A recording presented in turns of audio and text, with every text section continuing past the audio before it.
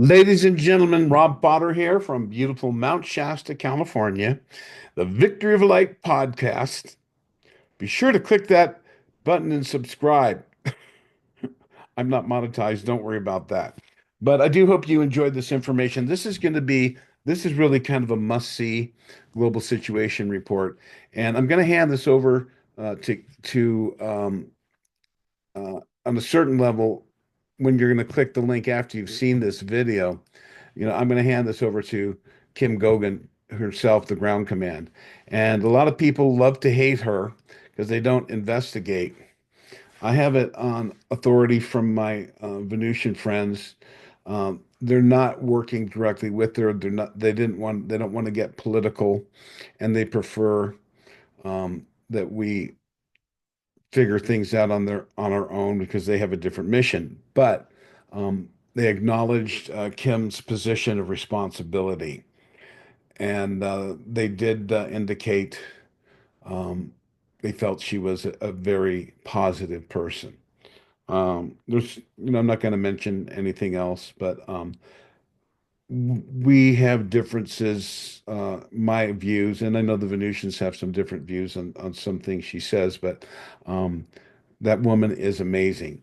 I'm not going to do any bashing of ground command. I want to explain to you a little bit about her position because um, I understand um, a lot of things I've learned and had evidence and through my conversations with some of these beings from other worlds who are very benevolent, very kind, very loving, very amazing energy, have nothing but good things and positive desire to share and to help us overcome the problems we've created for ourselves.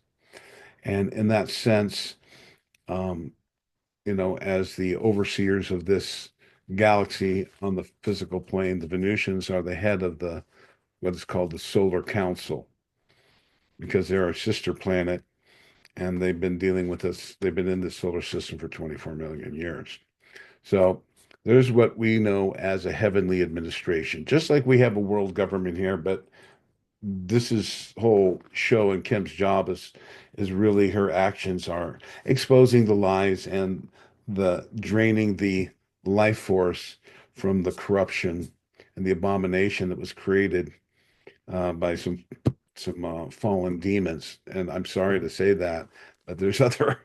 It's not. I'm not talking about devil and this kind of stuff, but yeah, this is rooted in fact. So let me give you a little understanding of how I see the higher dimensional administration.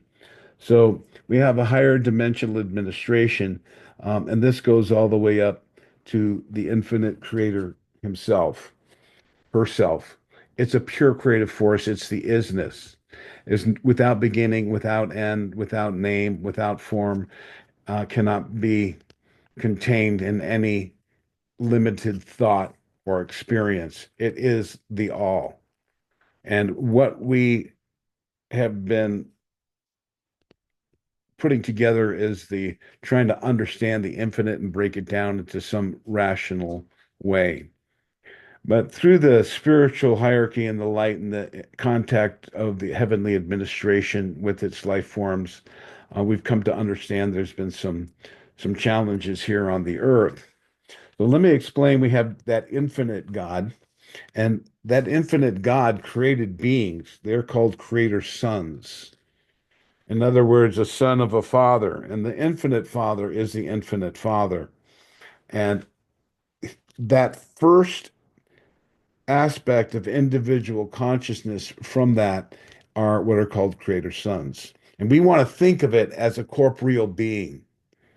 It's a pure creative source that is this galaxy. Everything within this galaxy is part of its creation, and there are other creator sons in other galaxies' creations who actually aspects of them can reach out and go. And when I say aspects, I mean beings from our galaxy go to other galaxies. There's communication out there.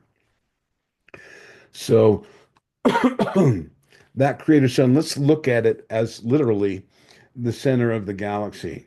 which is like a black hole, and there's all that light in there. I mean, we don't even can't even begin to know.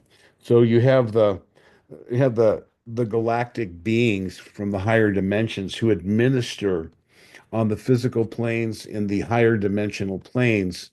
All of life is moving and there's order. It's incredibly divine perfection, synchronicity, harmony, beauty, everything all at once. And we can't even, I'm just trying to describe to you a little bit of where we live. So there's all these, I'm just going to give you this old version taken from uh, uh, Theosophy. And basically, uh, the highest plane is called the logoic plane. Okay, that's the logo, that's the word, the living word. The universe is, in the beginning was the word. So the universe is sound powered and kind of like a spaceship of the Pleiadians, light separated. So they're photons, energy, light, and it's information from the smallest particle that you can see and infinitely smaller ones going inside each other, and each dimension has a demarcation point that you can't see or connect. And there's always a place in between where we can connect. So we start out down here on the physical plane where we are, and this is the third dimensional physical plane, but we also have what we call an emotional or an astral body. So this is a finer, more refined energy in the body. We can't actually see it. We can see the results of it when we look into the etheric body. The physical plane is composed of seven levels: solid, liquid, gas, and ionic, and the three ethers. Those three ethers are what we know as plasma. And Kim Gogan's kind of a master at this kind of stuff.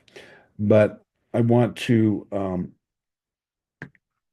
just focus on this chart a little bit. So you have a mental emotional body, you have a mental body, and then you have a higher mental body or intuitional, what they call the Buddhic body, and then the causal body, which Kim has talked about. It's where the origination of creation and the energies, and there are different beings in other dimensions who their job is to mold form according to the will of God. And as we tune ourselves to the will of God, the better we become. So we have a mental plane, which is thoughts, and that's the mind. That's not the brain. The brain is the instrument, but there is a, a an intelligence, and then at a higher level, you become intuitional and to the point of omniscience and omnipotence. This is the divine plan of one's reconnection or remembering themselves and entering into the family of God. We are separated from God. There's a little veil here, and we are learning some very unique lessons on the earth. And then you look up above there, it's called the atmic or monadic plane. This is a place of the soul. This is where your individual consciousness resides. I would call it your ego. Your There's nothing wrong with ego. Ego is uh, your personality that actually I'm going to pause and I'm going to read something that I think might be good to understand the ego. So I'm trying to explain to you about your consciousness and your being, your higher being. You have a God presence within you, and your lower personality vehicle, your five senses and everything, um, have their position, and they interact with your physical body. And your physical body is composed of seven nerve centers with hormones. So we are a living, breathing reflection of the image of God in flesh. And we're down here to inhabit this body and to convert this flesh into God's substance. We're to ascend and transcend and transmute, and through love and service and through having experiences, even negative experiences. God created negative experiences and the devil as well. It's all relative, as I said before. So, um, um, I'm going to read to you about the ego here. Um, hold on a second. Sorry.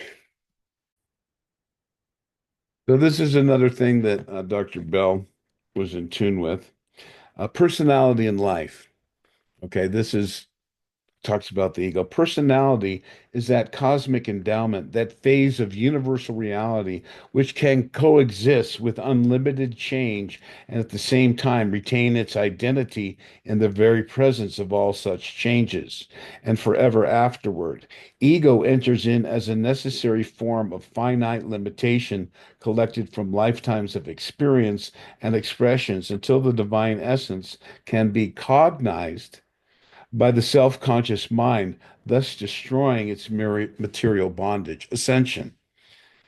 Life is an adaptation of the original cosmic causation to the demands and possibilities of universal situations and comes into being by the action of the universal mind and the activation of the spirit spark of God, who is spirit, so that the meaning of life is its adaptability, and the value of life is its progressibility, even unto the heights of God consciousness.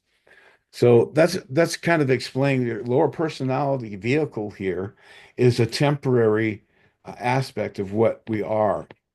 And this great transformation that's taking place is to awaken mankind to his divine nature, and that mankind may, as various limitations and outer external influences are removed, and a whole transformation takes place, mankind will be quickened into a higher dimension, actually, at some point. That's quite a ways away. But individuals will be quickened and be ascending um, left, right, and center. There's a lot of opportunity for growth here. So, with that understanding of the administration, we come down to the Creator Son. And that Creator Son has an administration of cherubim, seraphim, Mophanim, and Elohim, who administer, as I said, to energies that feed life to the higher dimensions. And all these other bodies that you have, you're concerned with your physical. That's where you live, breathe, and move, and you don't really realize you've heard about it, but, and I myself included in here, don't have that absolute ability of a divine connection with God, that as I think, I am reflecting the divine will of the Creator. So once one kind of gives up the ego and personality, the concern of the material world, and seeks only to gratify the spiritual um, intuition, which is a kind of another level of being. And that's kind of what we're looking to develop, but we're very enmeshed in a system here that's been created. So now that created system, which I've already said has been fallen angels. Kim gave a number which sounds correct to me, because I know that the Anunnaki came here and hybridized us 425,000 years ago, and many other races came here, uh, and they separated little laboratories on the earth, and they were doing genetic farming in a sense.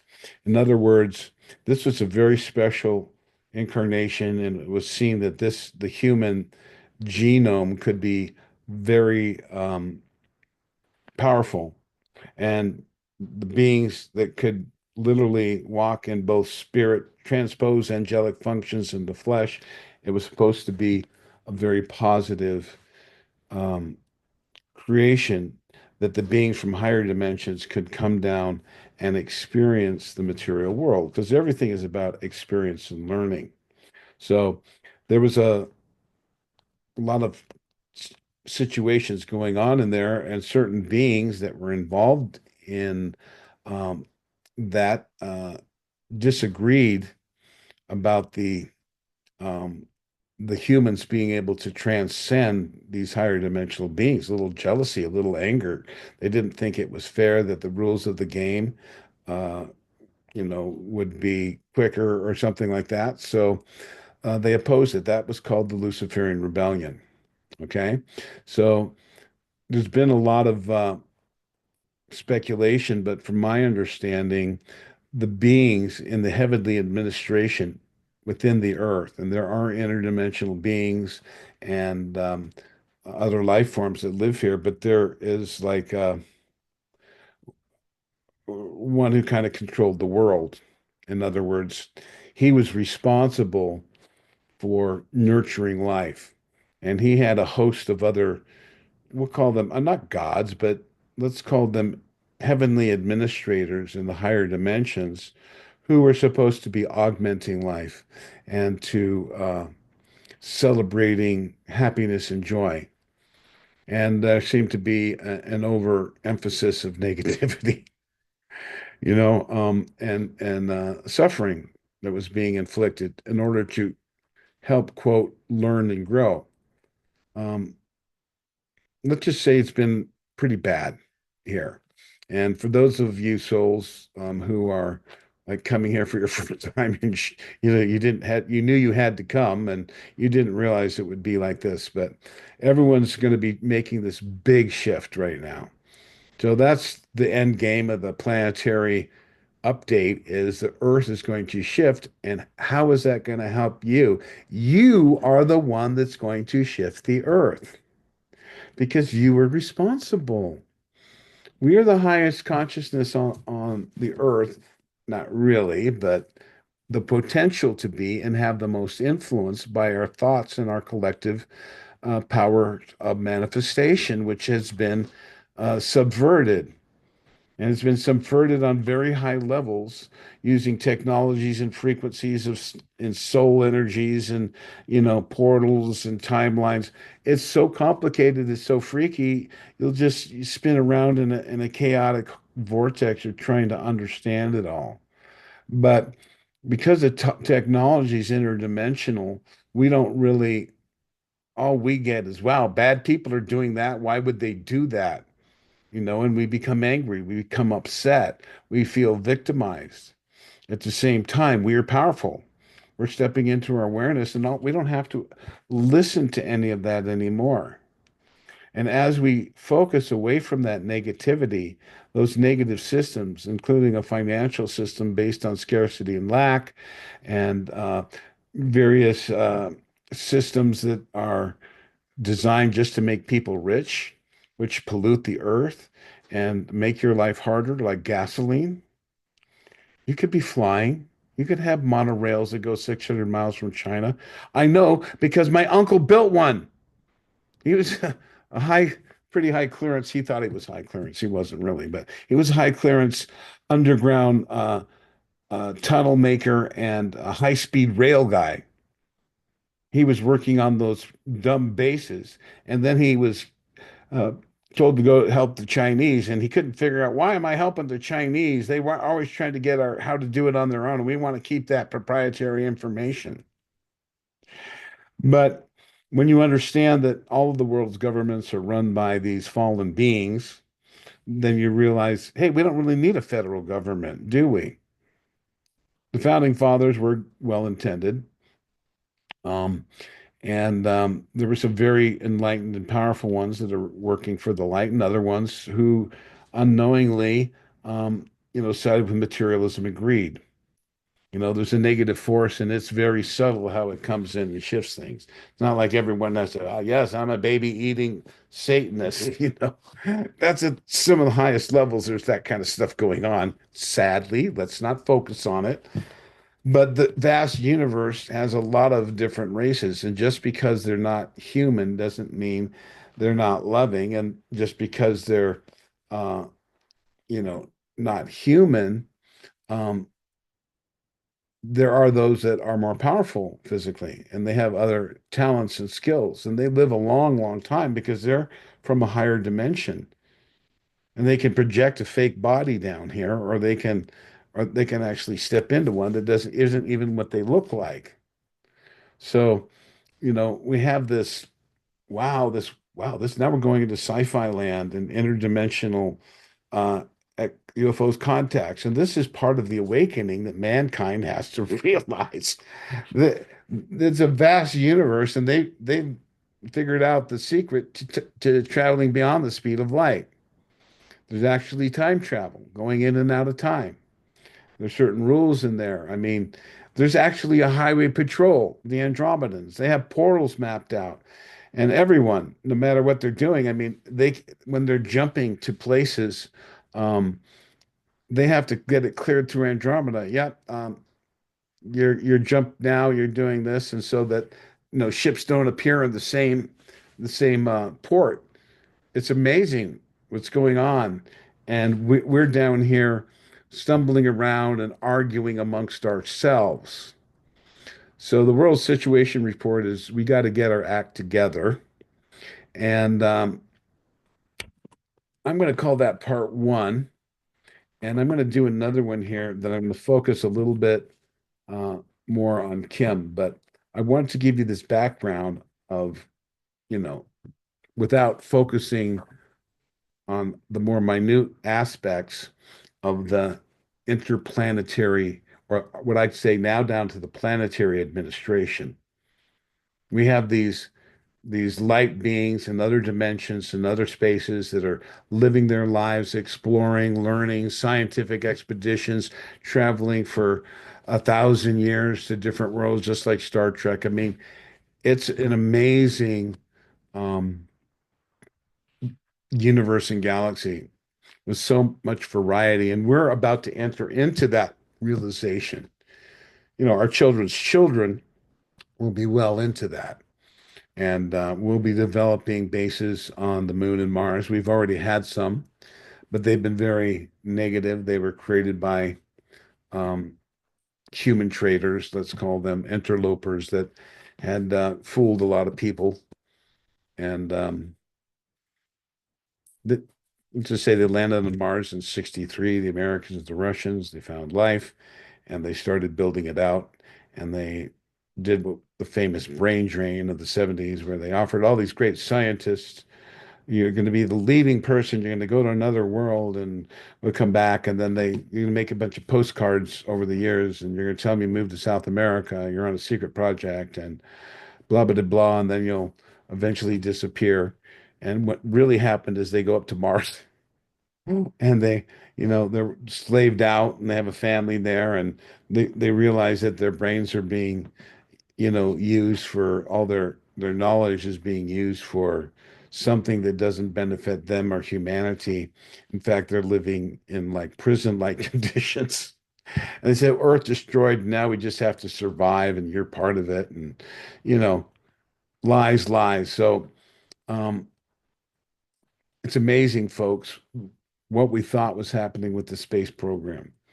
I knew Buzz Aldrin's daughter. I went to school with her.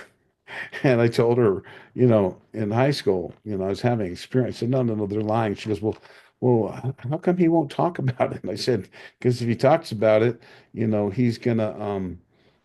be killed. And he's one of the most quiet people. He'll never tell anything except other people that are in that security clearance. He'll talk about what's going on. And, you know, they, they, they go into outer space all the time, not in rocket ships, folks. So that secret space program is real. I think I coined that in 1912, 19 or 2011. A guy gave me all my secret space program stuff. I don't know. I know they don't call themselves the secret space program, but I wanted to, um, I'm rambling, but I wanted to get you prepped for um, Kim Gogan on the next one. All right.